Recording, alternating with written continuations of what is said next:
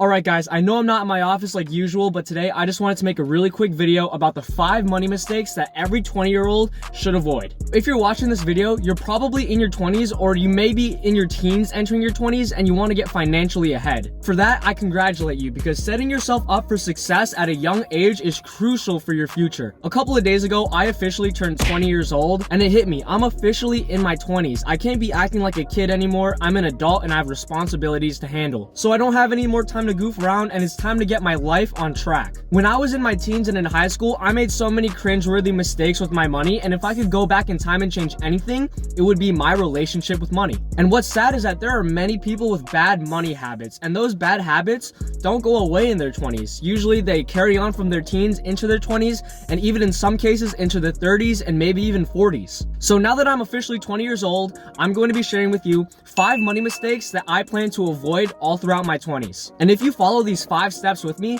you will be in position to be ahead of all of your peers and set yourself up for success in the future. So if you don't want to be a part of the sob story of being broke in your 20s like everyone else, it's really important that you take these money mistakes into consideration. So if you're just as excited as me to learn about the 5 money mistakes you should avoid in your 20s, just make sure you show your support by smashing the like button, hitting the subscribe button, and without further ado, let's get right into the video. So this first mistake is crucial for you to leave in the past and not bring it into your 20s.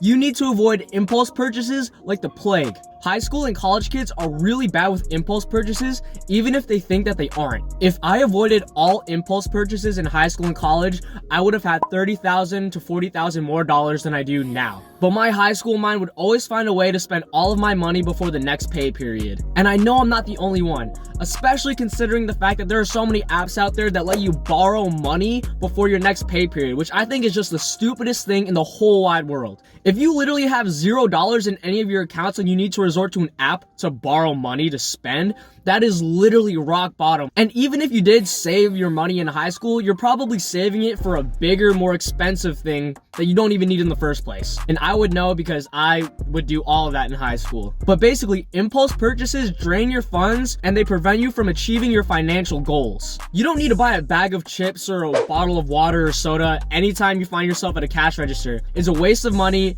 It's marked up incredibly high and you didn't even plan to buy that in the first place. You only bought it because you saw it and you're like, that sounds good right about now. And even though a $1 to $3 purchase may not seem like a big deal at the moment, you need to realize that it really adds up over time. And when a habit like that becomes a regular thing, it's really bad for your wallet. A really iconic impulse purchase or a money waster would be buying $5 coffee at Starbucks.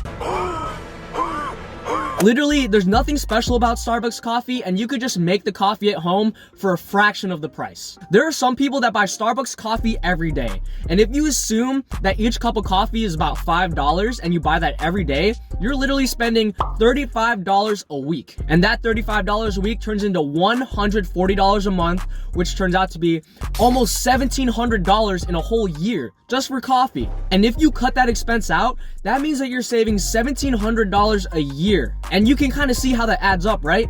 Even though it's $5 up front, if you make it a regular thing, it really adds up over time, and next thing you know, you're in the whole $1,700 at the end of the year. So when you cut out impulse purchases like that, you will have more money to save in your savings account. And that brings me to my next point. The second money mistake that people make in their 20s is not contributing enough money to their savings account. And it's really sad to see many people treat saving like a chore. Usually what people do is that they spend their money on what they want to spend it on, and then they save the leftover money. When in reality, it should be reverse. You should be saving first and then spending the leftover money. In the book, The Richest Man in Babylon, it talks about saving and investing 10% of every single paycheck you earn. I, on the other hand, I go way more than 10%. I actually save 90% of my income. I'm taking full advantage of the fact that I go to a community college and I'm living with my parents, so I don't have any expenses to buy. The only thing I buy is gas so I can go to work. So that 90% I'm actually saving and investing. And it's really important to make sure that you have a lot of money saved up because you never know when you're gonna need that money in case of an emergency.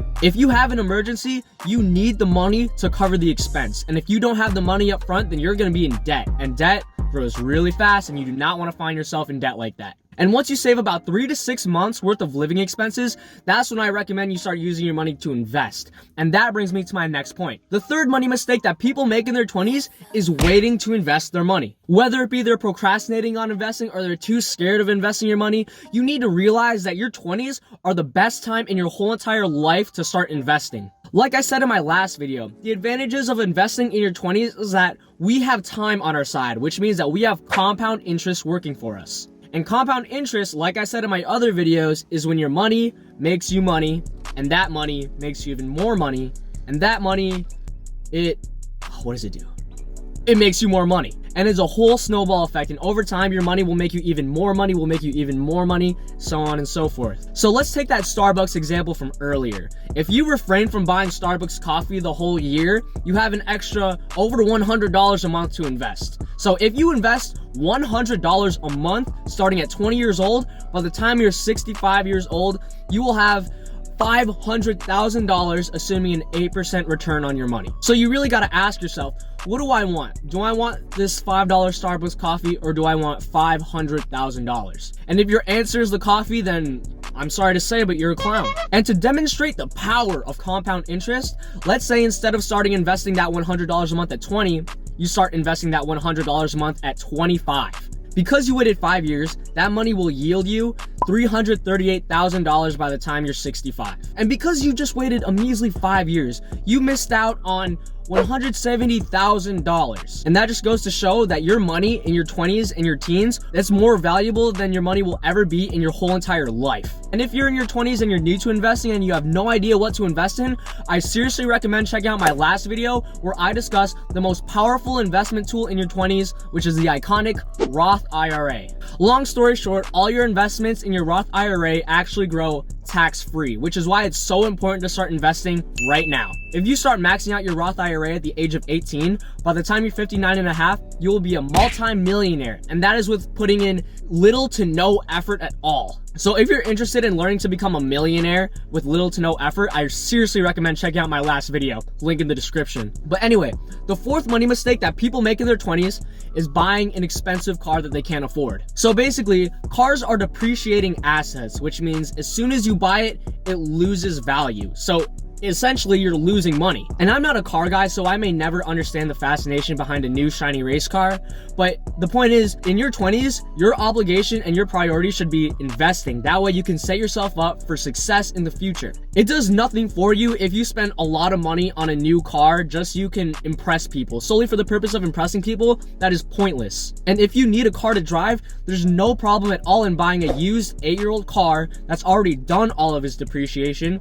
because it'll get you from point A to point B just as well as a new shiny race car. But then again, I'm not a car guy, so I will never understand the fascination behind it. For me, I don't have to worry about wasting money on a new car like that. To be honest, I just see it as unnecessary. So the last money mistake that people make in their 20s is not tracking their expenses. In my opinion, this is the most underrated money mistake you can make. You will never realize how much money you lose on a daily basis until you track where every single penny is coming and going. And once you start seeing the exact dollar amount of how much you're spending and how much you're earning, you will start to see what activities are just a really big waste of money in your life. And although you may have a general idea of how much comes in and comes out of your bank account, tracking every single one of your expenses brings a whole new level of discipline when it comes to saving and investing your money. Seeing exactly how much money you spend a month will really help you see where you need to cut back, and it'll really help you see all the unnecessary expenses you make throughout the month. For example, if you start tracking your expenses, maybe you'll figure out that, hey, I'm spending way too much money on food or groceries. I could probably cut back. Especially if you're buying all this food and the next thing you know, you're throwing it away because it expires or something like that. That's a true waste of money. And seeing exactly how much money you're taking in and stuff after your expenses will really help you solidify your financial goals in your head, and you will know exactly when you're gonna meet your goal. And if you wanna meet your goal faster, it'll really encourage you to cut back on certain expenses. That way you can save more money and invest more money. And I'm not perfect with this myself. There are some months where I'm really good at tracking my expenses, and there are some months where I'm kind of lazy and I kind of slack on that. And I noticed that during the months that I do track my expenses, I actually bring in a lot more money than the months that I don't track my expenses. And that is no coincidence. Tracking your expenses will really help you become more disciplined in saving your money. So throughout my 20s and the whole entire year 2020, I'm just gonna be tracking all my expenses every single month. That way I know exactly how long it will take for me to reach my financial goals. Google Sheets is free. You can use Microsoft Excel, and all you gotta do is type in the information and then you're good. Just seeing how much money you're spending and seeing how much money you're saving and all that stuff, it changes the game. It changes your whole entire relationship with money. So those are the 5 money mistakes that people make in their 20s. If you're in your 20s or you're about to turn 20, these habits are really important for you to follow, so that way you can really set yourself up for success in the future. If you avoid impulse purchases, you will have more money to save. And the more money you save, the more money you have to invest. If you avoid bad expensive purchases like an expensive apartment or an expensive car like we talked about, you're gonna have a lot more money to yourself to have for an emergency expense. And if you track where every single penny goes, your relationship with money will absolutely change, and you're gonna be finding yourself being able to hold on to money a lot easier. Anyone can do this. You don't have to be super smart to do this. All it is just simple habits that you need to pick up. As long as you have the willpower and the discipline to follow through with these good habits, there's nothing stopping you from achieving your financial goals. So that's it for this video. If this video helped you out in any way or you got any value from it, please show your support and help me out by smashing the like button, hitting the subscribe button, sharing this video. And I make financial videos like this every single week. So if you want more financial tips and you want to see more and you want to improve your relationship with money in general, hit the subscribe button and visit me every week. I have new tips for you every single week. So thank you so much again for watching. Once again, like, subscribe, do all that. And I really hope you guys have a great rest of your day, and good luck saving your money in your 20s.